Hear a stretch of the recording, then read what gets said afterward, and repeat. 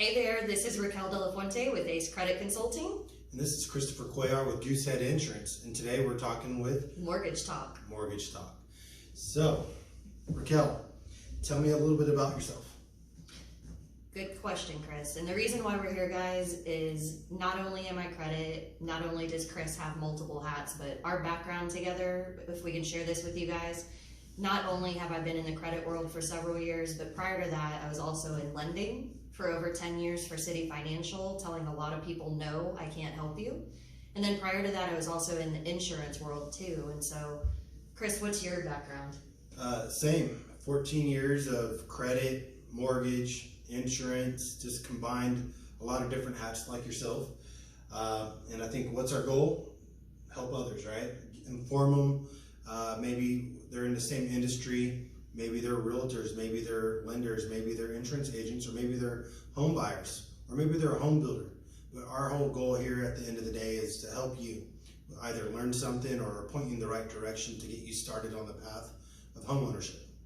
Exactly, and he just nailed it, guys. That's what our first couple of weeks of conversations are going to be. We're going to talk to you about the process of homeownership, more from the backside of things, since we have such a depth of the industry behind us, and give you those tips and tricks of the trade that will ensure that you guys are successful either for yourselves or your clients, to make sure that they're being pushed in the right direction. And so what I wanted to go over with Chris today, we're kind of going to interview him a little bit because there's a lot of questions back there regarding how do I get started, what do I do, and regardless of what your side of the real estate industry is, you're going to be asked these questions eventually. And so we'll just start it out.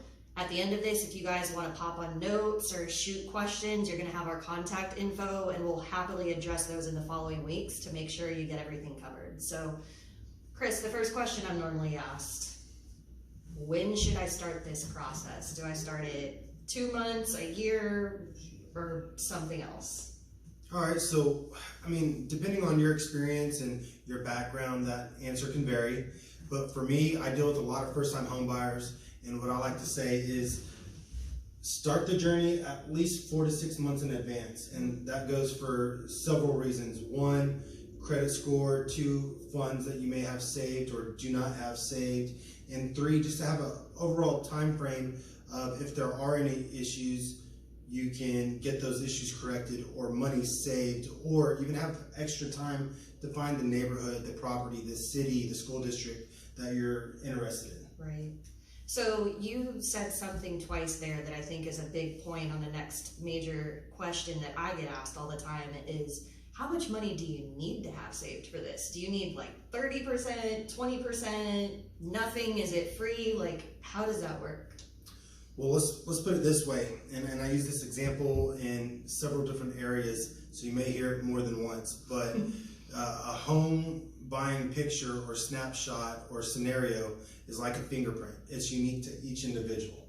So some people might want to purchase outside the city limits. Here in Texas, we have a lot of options for rural home buying or rural communities where that might fall under USDA, which is 100% financing.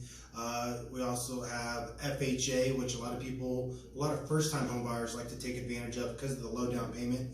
And I think that's a good starting point. Whether you're looking for 0% or down payment or whatever, a starting point is to have about 3.5% down, especially if you're wanting to go FHA. 3.5% down is what is required by the lenders to get the loan done when you're trying to get a home loan. So 3.5% is the base minimum I would say to have saved up. There's other costs other than down payment that go into home buying, but those can be worked out and taken care of by several other aspects. So to answer your question, 3.5% down is the minimum I would say have saved up, or at least a goal towards saving up.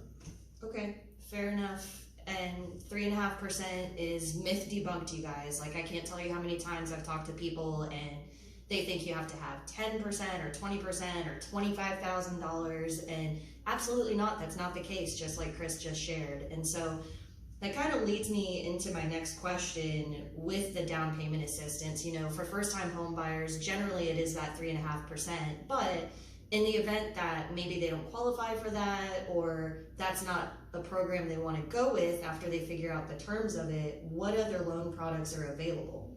I mean, there's a wide variety depending on your background, your credit history, how much income you make. I mean, some can qualify you or even disqualify you if you make too much or too little.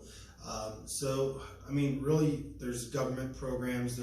You got all the Fannie Mae, Freddie Mac, Ginnie Mae products.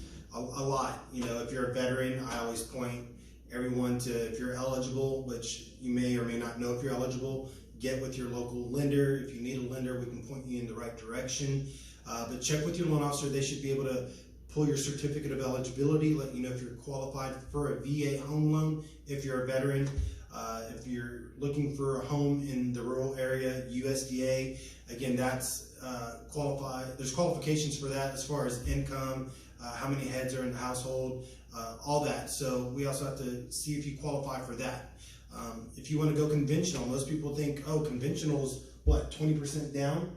That's a huge myth. I know you've heard that many times, right? All the time. Yeah. Conventional is as low as 3% down, standard about 5% down. And we'll get into this later, but you can even put 20% down to totally waive or not have to pay the mortgage insurance premium.